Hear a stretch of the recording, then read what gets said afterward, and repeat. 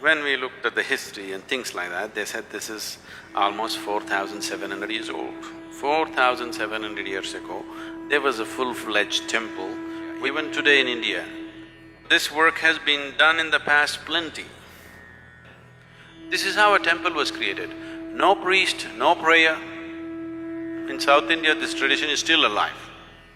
In North, it's been disturbed because the brunt of invasions North India took, South India left. The Deccan Plateau was generally left untouched by the outside invaders. I was in Turkey just 2 weeks ago.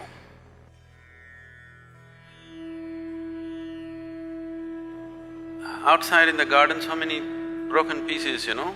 Huge faces, half faces, all kinds of things. Old temples all broken and made foundation stone.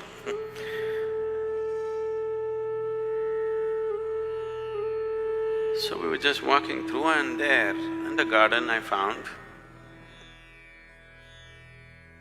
about 4.5 feet or more, about 4 feet 9 inches kind of linga, properly created linga, an ellipsoid stone.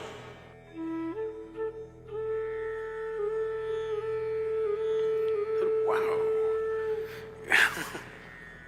And when we looked at the history and things like that, they said this is almost 4,700 years old. 4,700 years ago, there was a full-fledged temple with almost 5 feet tall lingam which was in worship. And it was consecrated that long ago, still alive. Cracked a little bit, so got disturbed, and I was just demonstrating for the few, 3-4 people who were with me. Every point in the linga is different. You know, different points in the linga are differently done, beautifully done piece. I mean, whoever worked on it, they knew what they were doing, not rudimentary job, very subtle work. Still alive, 4,700 years, thrown out in the garden, not worshipped, still alive because of little bit of cracks that have happened. Some disturbances happened to the whole thing, but still there. I just demonstrated, I felt this, and then because they had to see, we put the Rudraksh and showed them how at different places, how the linga behaves differently. So, this work has been done in the past plenty, but when when my way or no way attitude came, these things were all razed to the ground in many ways.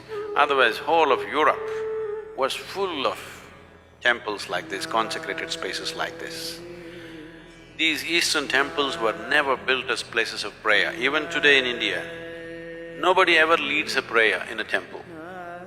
You're not supposed to pray or worship, but you're just supposed to sit there and come.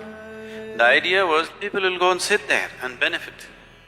This is how a temple was created. No priest, no prayer.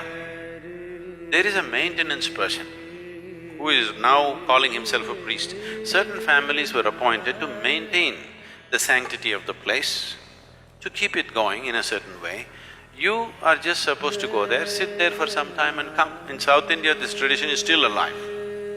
In North, it's been disturbed because the brunt of invasions North India took, South India left.